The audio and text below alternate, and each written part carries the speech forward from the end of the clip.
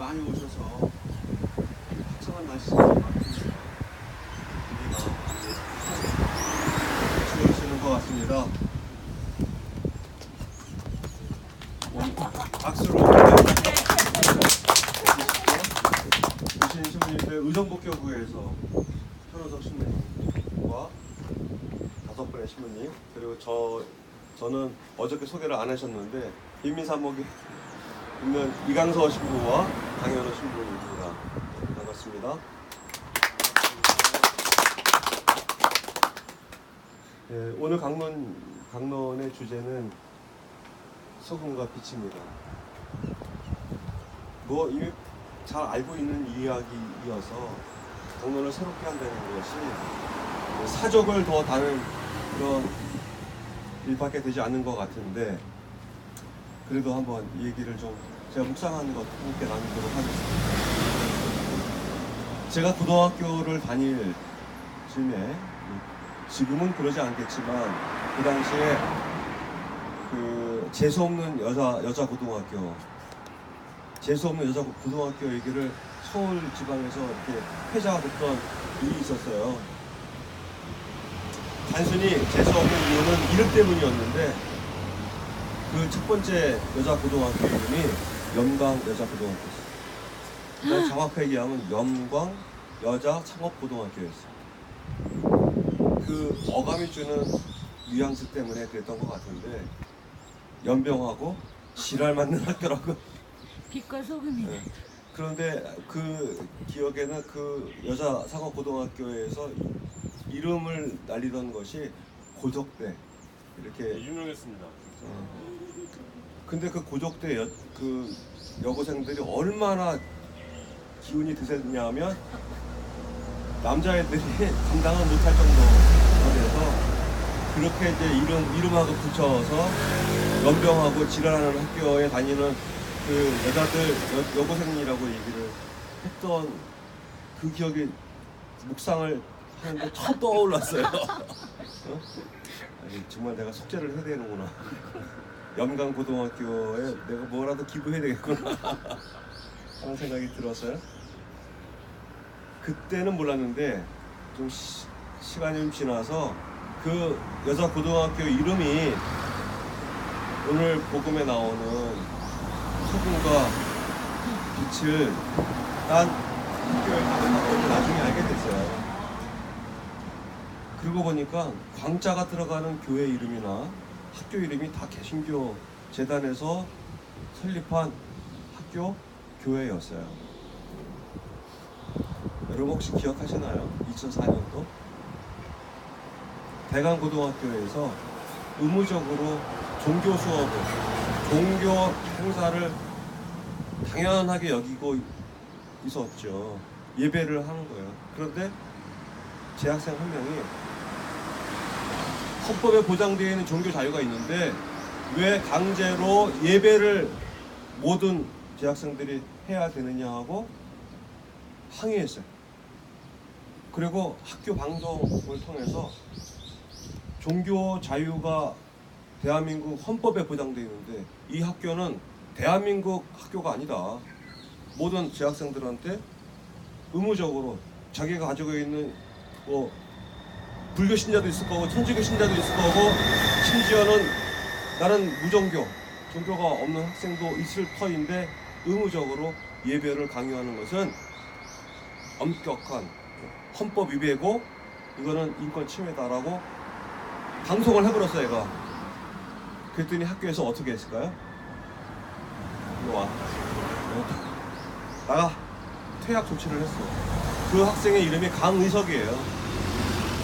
그런데 더 흥미로웠던 사실은 그 당시 교목, 학교에서 목사로 재직하는, 우리로 얘기하는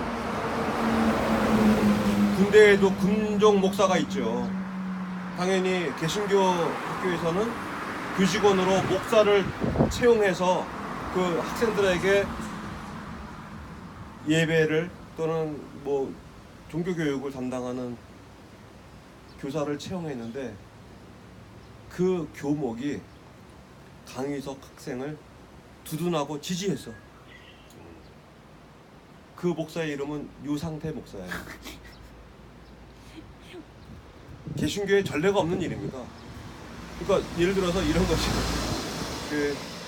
개신교 재단에서 당연히 예배하는 거 당연하다고 믿고 있던 처지에 그 학생을 나무라고 야야 생각 좀 달리해서 여기 우리 개신교 얼마나 훌륭한 종교인데 이렇게 설득해도 모자랄 판에 그 목사가 그 학생을 두둔한 거예요. 같이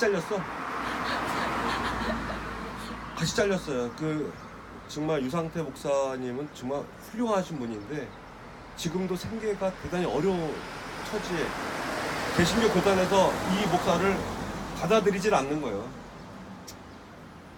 다행히 공동선이라고 하는 잡지가 있어요. 2달에 한 번씩 나오는 공동선 잡지의 편집장을 하고 있어. 그걸로 생계를 유지하고 있는 기구한 운명을 살게 된 목사님이 계십니다. 그런데 그 강희석 학생은 학교를 중퇴하게 됐잖아요. 다행히 이제 검정고시로 이제 학력을 마쳤는데 서울대 법대 특기생으로 입학을 하게 됐죠. 그리고 대법원에서 종교 자유로 인해서 학적이 제적된 이것이 불법이다 하는 것들을 회복했어요. 대법원에서 그 강희석 학생의 제적은 부당하다고 하는 것을 확증해 줬고 국가인권위원회에서도 최초로 종교 자유에 관한 인권을 이 학생에게 부여를 했죠. 광자가 들어가는 학교 때문에 얘기가 나온 건데요. 그 구약성경의 예언서에 의하면 제 역할을 잃어버린 예언자들, 사제들, 레위 사람들을 일컬어서 짖지 않는 개라고 얘기합니다. 옛날에 개를 키우는 것은 지금처럼 애완용으로 기른 것이 아니잖아요. 도둑이나 침입자들이 오면 미리 발견해서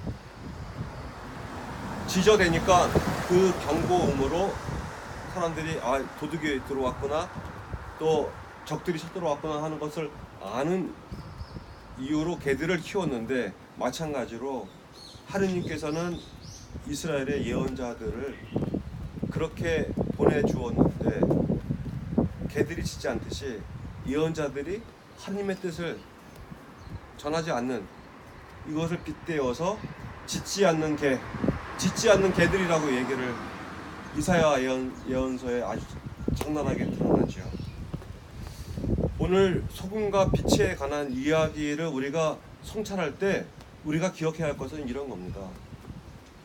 우리 속담에도 부뚜막에 소금도 넣어야 제맛이라는 말이 있잖아요. 소금은 사실은 제 역할을 할 때에는 존재하지 않는 소멸되는 물질이에요. 난 소금이야. 아주 비싼 소금이야. 그게 절대로 음식에 들어가면 안 돼. 만약 그런 소금이 있다고 칩시다. 비싼 값에 거래는 되겠지만 소금의 역할은 못하는 거죠. 썩지 않게 하는 물질. 하지만 자기를 녹여서 썩지 않게 하는 물질이 소금이죠. 그런데 우리는 자칭 타칭 소금이라고, 우리는 세상의 소금이야. 근데 세상에 썩든 말든 우리는 그냥 소금으로 있어야 돼. 만약에 그런 소금이라면 이게 아무짝에 쓸모없는 소금과 무엇가 다를까? 박물관에 보관되어 있는 소금과 무엇가 다를까 하는 생각을 갖게 됩니다.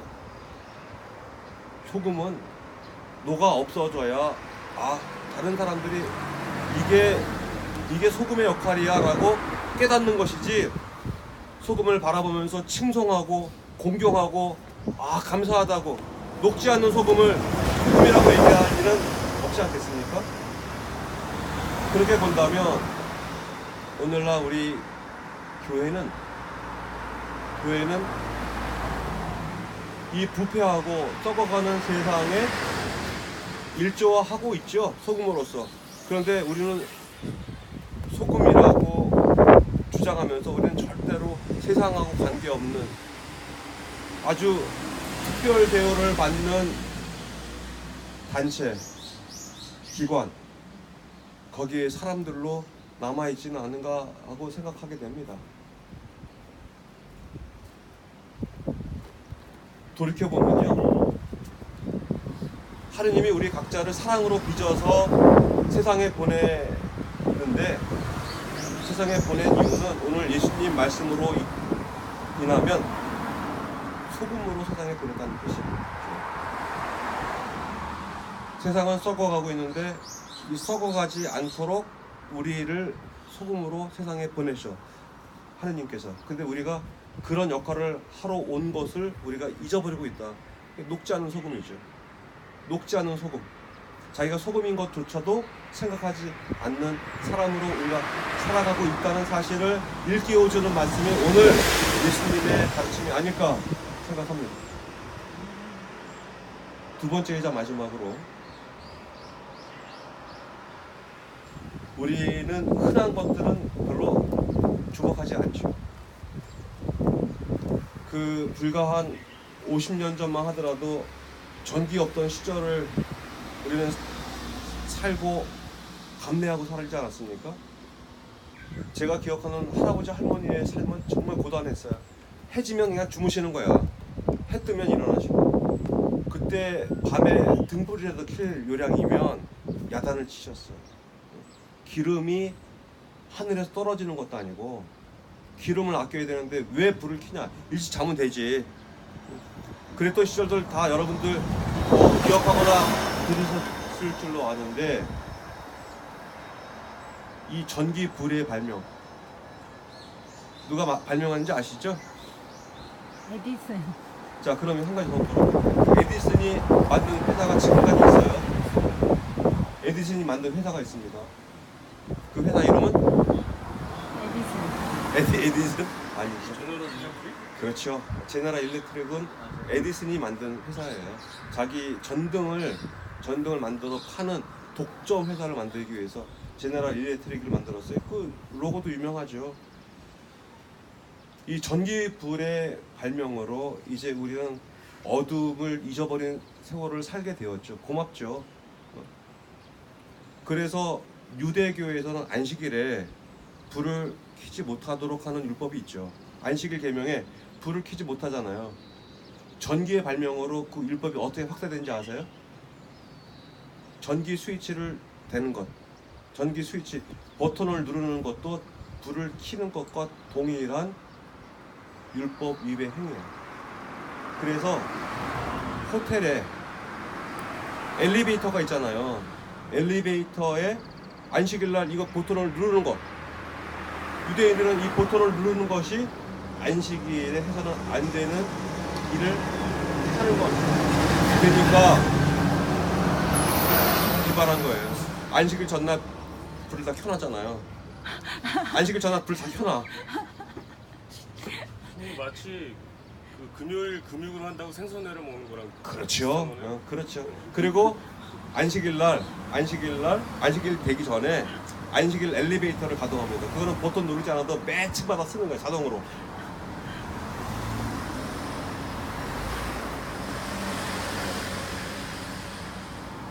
빛은 자신을 위해 존재하지 않죠. 타인을 위해 존재하는 거예요. 빛은 어둠을 밝혀서 다른 사람이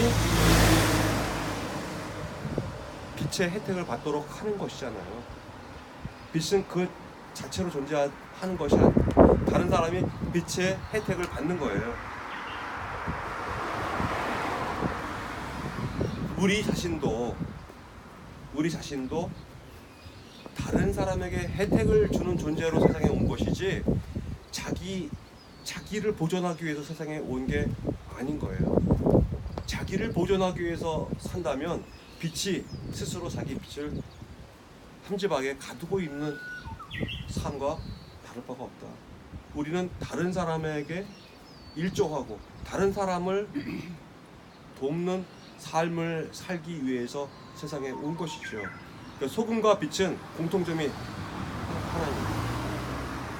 자신을 위해 존재하지 아니하고 타인을, 다른 것을 위해서 존재한다고 하는 보조적인 성격을 가지고 있다. 자, 그렇다면 결론은 간단합니다.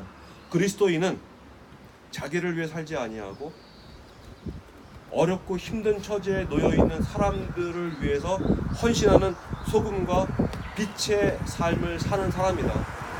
영세 받았다고 모두가 소금이 되고 빛이 되는 것이 아니라 실제로 그렇게 투신하고 헌신하고 결단을 내리는 삶이야말로 소금과 빛의 삶을 사는 것이다.